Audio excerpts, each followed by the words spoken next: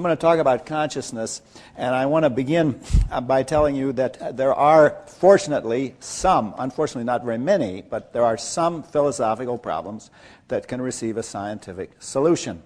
What happened, as you all know, was this. In the 17th century, we started to figure out systematic ways of investigating nature. And it was tempting to think, well, with the growth of science, we might solve all of our problems. That, I fear, is a vain hope.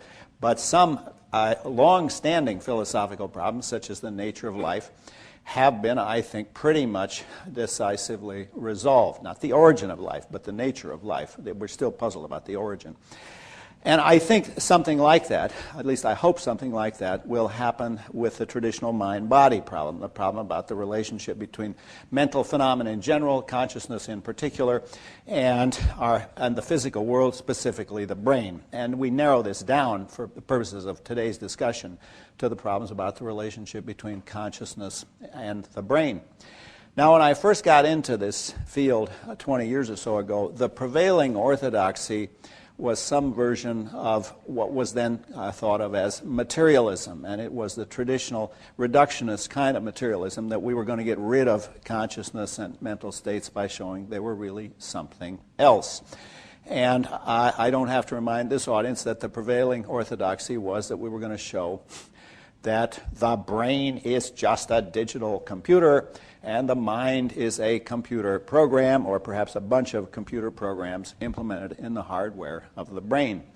A lot of good things have happened since then, but one of the best things, I think, was revealed by yesterday's sessions, and that is we now in cognitive science respect the brain. The details of how it works in the plumbing are well worth investigating. Again, 20 years ago, the prevailing mood at cognitive science conferences was, why do you care about the brain? The brain just happens to be the hardware in which we're implemented. But any old hardware will do. And in fact, there are famous people who've argued with growing technology, we'll all get ourselves downloaded, or perhaps it's uploaded, onto better hardware. I reviewed a book in the New York Review of Books that said within the next 10 years we will all be able to put ourselves onto hard disks. And it's true, there's not much fun being a desktop or even a laptop, but nanotechnology will come to the rescue. And I won't spell out all the details. But I am very pleased by the idea people actually respect the details of how it works in the plumbing. Okay, but now, so far so good. We're making real progress. But now something has happened which I did not foresee. In fact, in my wildest nightmares, I never thought this would happen. Dualism is becoming respectable again. If we can't get rid of consciousness, then it looks like, my God, we're back in bed with Descartes. We're back where we become dualists again. And if there's a theme that's running through this talk, it is we've got to reject both dualism and materialism as they were traditionally conceived. Now, how are we going to avoid the problem of dualism if, as I've said, consciousness has subjectivity, qualitativeness, and intentionality? Well, if you look at this list, what you discover is some of these features that Descartes told us are features of consciousness. Namely, it's not spatially located, it's not spatially extended, and it has none of the standard physical properties such as force, mass, gravitational, electrical charge, etc. It seems to be outside the physical world. And this has led a lot of people to epiphenomenalism.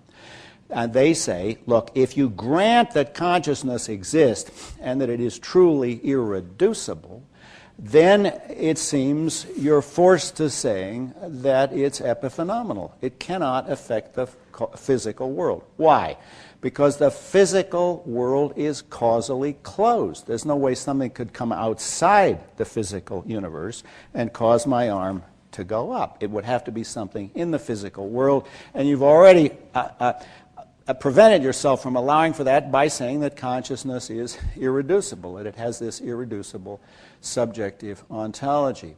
Now, what's the answer to that? Well, my answer is going to be in two parts. First of all, there's no reason why we should accept this traditional Cartesian way of carving up the territory. This is just a residue of the 17th century. And what I want to suggest is subjectivity, qualitativeness, and intentionality can perfectly well be part of a system which is where the system is ontologically objective. That is, what I want to do is move subjectivity, qualitativeness, and intentionality over to the right-hand side and treat them as what they are, ordinary biological phenomena. It's just a brute fact of nature that we have evolved nervous systems that are capable of producing qualitative, subjective, intentional states. But then the question arises, well, how? So what I'm suggesting is get rid of the traditional terminology and its assumptions. Is consciousness physical? Well, it depends on what you mean by physical. But if you mean, is it part of ordinary biological reality caused by neurobiological processes and realized in the brain, then it seems to me there's no question that consciousness is a physical property. But then since this vocabulary of mental and physical was designed precisely to make an opposition, maybe we should just get rid of the vocabulary and just state the facts. But now then we got a problem. How can consciousness ever function causally? And it seems to me what I want to do here is turn the traditional conception on its head. The traditional conception, can you read that all right? Yeah. The traditional conception says, look, these have to be separate. They have to be completely distinct phenomena.